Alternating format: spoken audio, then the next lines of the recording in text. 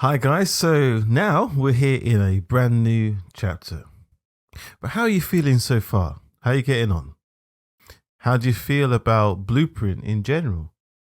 Hopefully now you've become more familiarized with it and you're starting to get the hang of some of the different variables and some of the different nodes.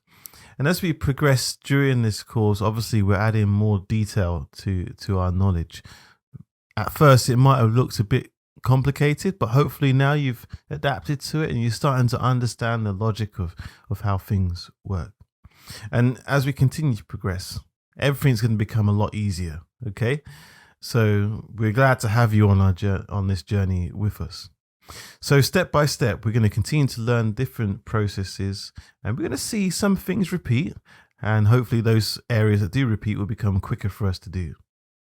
Now, when we create new blueprints, we are going to start also using different variables that we used before, adding some new ones, but we'll keep using all of these things that we've learned, and as we say, just continue to enhance progressively our knowledge base, okay, which is really important so that we can become fluid in our approach and our knowledge of blueprints. Okay, so let's look at this chapter. What's it all about? Well, this chapter will be all about the first person character. Up until now, I've used a scene from the first person template because when we press play, we've been able to go in first person mode, haven't we? So as we're focusing on just the basic concepts, we need to use a character, don't we, in our environment?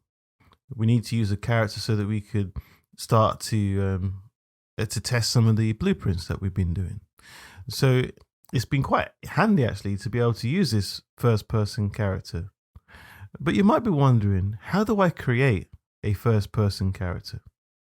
Well, of course, we need an environment to work in to perform our test like we have been doing here. But it's really useful to have a character of our own to be able to move about. So let's jump into the first person character, the blueprint of which we can see here. So this is how the Unreal Engine one comes in. And obviously it's been created with lots of generic features. There's even some VR features, some projectiles, some like shooting sounds as well. There's quite a lot here and they're all labeled nicely. In the viewport, we can see there's an arm holding a gun.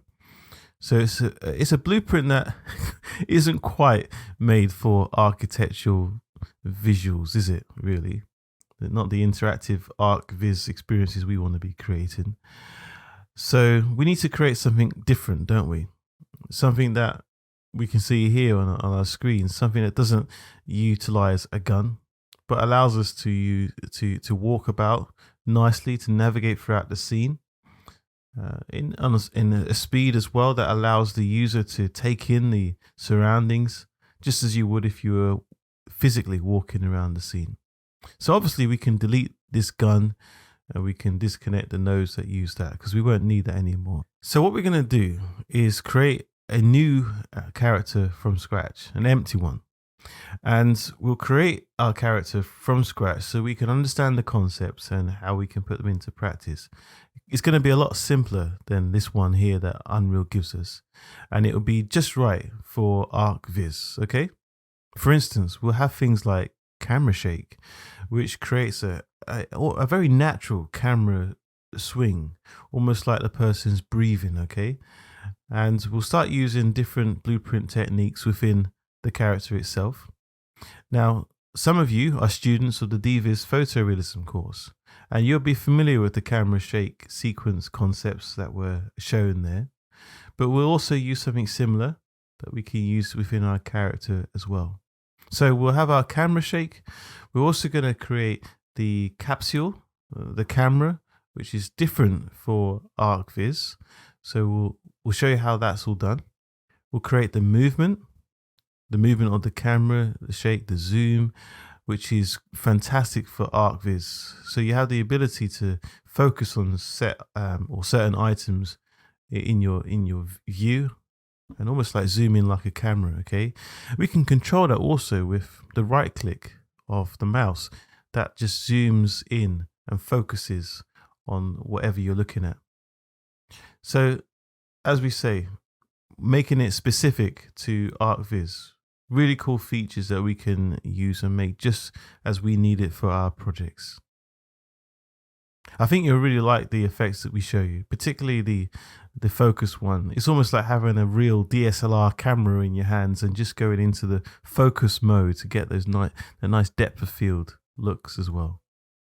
We'll also show you how to create the interaction effects, so you can learn how to create the blueprints that are needed to interact with different elements within the scene, whether that be customizing the furniture by its fabric or the items by the finishes, the colors, like the work surfaces or different things like that.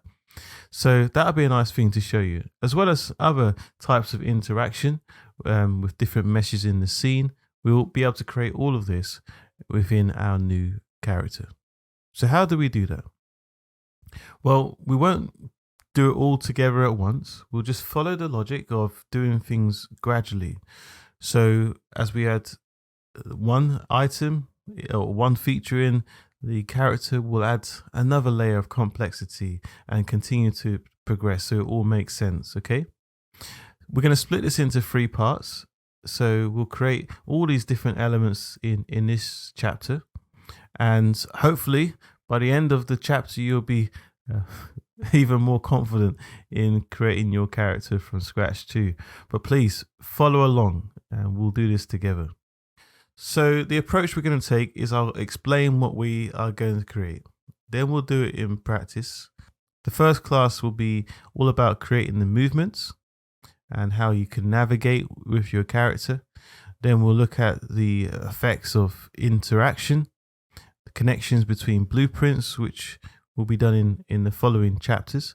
And also there's going to be an introductory class for us to explain why we create a first person character. So in the next class, we can start beginning our creation of our character. So please join us there and we'll get started.